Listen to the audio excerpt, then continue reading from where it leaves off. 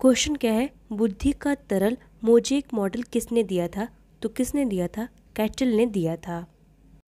बच्चे के संज्ञानात्मक विकास हेतु उत्तम स्थान है, तो सबसे अच्छा स्थान किसको माना जाता है? विद्यालय एवं कक्षा का वातावरण माना जाता है। निम्नलिखित में से कौन सा कारक स्मृति से संबंधित नहीं है? तो कौन सा कारक नहीं है? अनुभूति जो है संबंधित नहीं है। प्रधानाध्यापक या वरिष्ठ शिक्षक के लिए विद्यालय में कौन सी नेतृत्व शैली बेहतर है? तो कौन सी शैली बेहतर है? प्रजातांत्रिक नेतृत्व। मानसिक स्वास्थ्य के नियमों को खोजना और बनाए रखना अध्ययन का केंद्र बिंदु है, तो यह किसने कहा है? ड्रेवर ने जो है कहा है। चेस तथा कार्ड को निम्न में से किसमें वर्गीकृत किया जा सकता है? तो बौद्धिक खेल में वर्गीकृत किया जा सकता है। मनोवैज्ञानिक के अनुसार बुद्धि क्या है? तो बुद्धि क्या है? सीखने की क्षमता है, अमूर्त चिंतन की योग्यता है। ए और बी दोनों राइट हो जाएगा। थॉर्नडाइक के व्यक्तित्व के वर्गीकरण का आधार है, तो व्यक्तित्व के वर्गीकरण का आधार क्या है? चिंतन और कल्पना है। विकास के किस काल को अत्यधिक दबाव और तनाव का काल कहा जाता है? किशोरावस्था को कहा जाता है। कर्ट लेविन के अनुसार समूह में जो परिवर्तन होते हैं उन्हें क्या कहते हैं? उनको जो है गतिशीलता कहते हैं। मानसिक स्वास्थ्य और किसमें जो है घनिष्ठ संबंध है? तो मानसिक स्वास्थ्य और समायोजन में घनिष्ठ संबंध होता है। बुद्धि के द्विखंड सिद्धांत का प्रतिपादन किया है, तो किसने किया है? गिलफोर्ड ने किया है। निम्नलिखित में से कौन सा कथन सत्य है? पहला दिया है, विद्यालयीकरण का बुद्धि पर कोई प्रभाव नहीं पड़ता। बिल्कुल गलत। अनुवांशिक बनावट व्यक्ति की परिवेश की गुणवत्ता के प्रति उत्तरात्मक को प्रभावित करती है। ऑप्शन नंबर बी हमारा राइट हो जाएगा। निम्नलिखित में से कौन सा वाइगोत्स्की के सामाजिक सांस्कृतिक सिद्धांत पर आधारित है? तो कौन सा आधारित है? पारस्परिक शिक्षण जो है आधारित है। प्रगतिशील शिक्षा के संदर्भ में निम्नलिखित में से कौन सा कथन जॉन डेवी के अनुसार समुचित है? तो कौन सा कथन सही है उनके अनुसार? तो पहला दिया है, कक्षा में विद्यार्थियों का निरीक्षण करना चाहिए, न कि सुनना चाहिए। बिल्कुल गलत। कक्षा में प्रजातंत्र का कोई स्थान नहीं होना चाहिए। बिल्कुल गलत है। विद्यार्थियों को स्वयं ही सामाजिक समस्याओं को सुलझाने में सक्षम होना चाहिए। बिल्कुल सही। निम्नलिखित में से कौन सा आलोचनात्मक दृष्टिकोण बहुबुद्धि सिद्धांत से संबंध नहीं है? तो कौन सा संबंधित नहीं है? पहला दिया है, इसका कोई अनुभवात्मक आधार नहीं है, तो यह जो है गलत है। यह शोध आधारित नहीं है, यह भी गलत है। विभिन्न बुद्धियाँ भिन्न भिन्न शिक्षार्थियों के लिए विभिन्न पद्धतियों की मांग करती हैं, यह भी गलत है। प्रभावशाली विद्यार्थी प्रायः एक क्षेत्र में अपनी विशिष्टता का प्रदर्शन करते हैं। बिल्कुल सही है। बहुबुद्धि सिद्धांत को वैध नहीं माना जा सकता क्योंकि पहला दिया है, यह सर्वाधिक महत्वपूर्ण सामान्य बुद्धि जी के अनुकूल नहीं है। गलत। विशिष्ट परीक्षणों के अभाव में भिन्न बुद्धियों का मापन संभव नहीं है, यह भी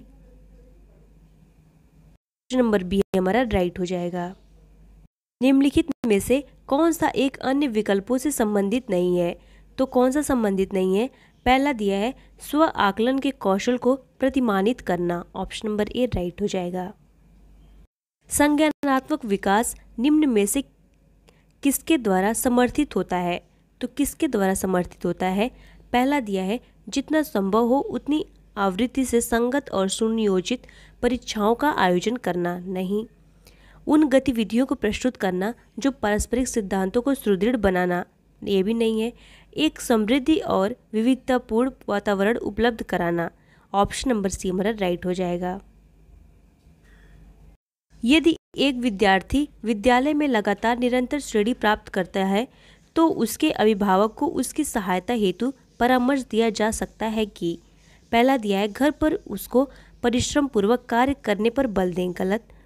वह अध्यापकों की घनिष्ठ संगति में कार्य करे। ऑप्शन नंबर बी हमारा राइट हो जाएगा। मानव विकास क्या है? तो मानव विकास कैसा होता है? मात्रात्मक है और गुणात्मक है। ऑप्शन नंबर ए और बी दोनों राइट हो जाएगा। प्रकृति पोषण विवाद निम्नलिखित में से किससे संबंधित है? तो यह जो है वातावरण एवं जीव विज्ञान से संबंधित है। निम्न में से कौन सी समाजीकरण की निष्क्रिय एजेंसी है? तो कौन सी होती है? सार्वजनिक पुस्तकालय होती है। वाइगोत्स्की के सिद्धांत में विकास के निम्नलिखित में से कौन से पहलू की उपेक्षा होती है? तो कौन से पहलू की उपेक्षा की जाती है? जैविक पहलू की उपेक्षा की जाती है। 1 वर्ष तक के शिशु जब आँख, कान व हाथों से सोचते हैं तो निम्नलिखित में से कौन सा स्तर शामिल होता है? तो कौन सा स्तर शामिल होता है? इंद्रिय जनित गामक स्तर शामिल होता है। रिया कक्षा में पिकनिक तय करने हेतु ऋषभ से सहमत नहीं है। वह सोचती है कि बहुमत के अनुकूल बनाने के लिए नियमों का संशोधन किया जा सकता है। यह सपाटी विरोध पियाजे के अनुसार निम्न में से किससे संबंधित है? तो यह किससे संबंधित है? सहयोग की नैतिकता से संबंधित है। निम्न में से कौन सा स्टर्नबर्ग का बुद्धि का त्रिस्तरीय सिद्धांत का एक रूप है? तो कौन सा है? व्यवहारिक बुद्धि। किसने सबसे पहले बुद्धि परीक्षण का निर्माण किया? तो सबसे पहले किसने किया था? एल्फ्रेड बीने ने जो है किया था। ध्वनि संबंधी जागरूकता निम्नलिखित में से किस क्षमता से संबंधित है? तो यह जो है ध्वनि संरचना पर चिंतन करना, उसके हेरफेर करना से संबंधित है। कक्षा कक्ष में लिंग विभेद पहला दिया है शिक्षार्थियों के निष्पादन को प्रभावित नहीं करता। गलत। शिक्षार्थियों के हर्षोन्मुख प्रयासों अथवा निष्पादन का कारण बन सकता है। बिल्कुल सही है। एक शिक्षक कक्षा के कार्य को एकत्र करता है और उन्हें पढ़ाता है, उसके बाद योजना बनाता है और अगले पाठ को शिक्षार्थियों की आवश्यकताओं को पूरा करने के लिए समायोजित करता है। वह क्या कर रहा है? तो वह क्या कर रहा है? सीखने के लिए आकलन कर रहा है। ऑप्शन नंबर सी हमारा राइट हो जाएगा। ग्रेड अंकों से कैसे अलग है? यह प्रश्न निम्न में से किस प्रकार के प्रश्नों से संबंध रखता है? तो इसका संबंध जो है विश्लेषणात्मक है। निम्नलिखित में से कौन सा एक उपर्युक्त रचनात्मक आकलन कार्य नहीं है? तो कौन सा नहीं है? विद्यार्थियों का योग्यता क्रम निर्धारित करना। प्रभावशाली अध्यापिका होने के लिए यह महत्वपूर्ण है कि पहला दिया है पुस्तक से उत्तरों को लिखाने पर बल देना। नहीं। समूह गतिविधि के बजाय वैयक्तिक अधिगम पर ध्यान देना। यह भी गलत है। विद्यार्थियों के द्वारा प्रश्न पूछने के कारण उत्पन्न व्यवधान की अनदेखी करना। यह भी गलत है। प्रत्येक बच्चे के संपर्क में रहना। बिल्कुल सही है। क्वेश्चन क्या है? लड़कों एवं लड़कियों के विषय में कुछ कथन नीचे दिए गए हैं, आपके अनुसार इनमें से कौन सा सही है? पहला दिया है लड़कों को घर से बाहर के कार्यों में सहायता करनी चाहिए। गलत। लड़कों को घर के कार्यों में सहायता करनी चाहिए। ऑप्शन नंबर बी हमारा राइट हो जाएगा। शिक्षार्थियों के ज्ञान अर्जन में सहायता करने के क्रम को अध्यापक को किस प्रकार ध्यान केंद्रित करना चाहिए? तो पहला दिया है सुनिश्चित करना कि शिक्षार्थी सब कुछ याद करते हैं। नहीं। शिक्षार्थी के द्वारा प्राप्त किए गए अंकों ग्रेडों पर। नहीं। शिक्षार्थी को सक्रिय सहभागिता के लिए शामिल करना। ऑप्शन नंबर सी राइट हो जाएगा। शिक्षण में अध्यापकों के द्वारा शिक्षार्थियों का आकलन इस अंतर्दृष्टि को विकसित करने के लिए किया जा सकता है। पहला दिया है उन विद्यार्थियों की पहचान करना जिन्हें उच्चतर कक्षा में प्रोन्नत करना है। नहीं।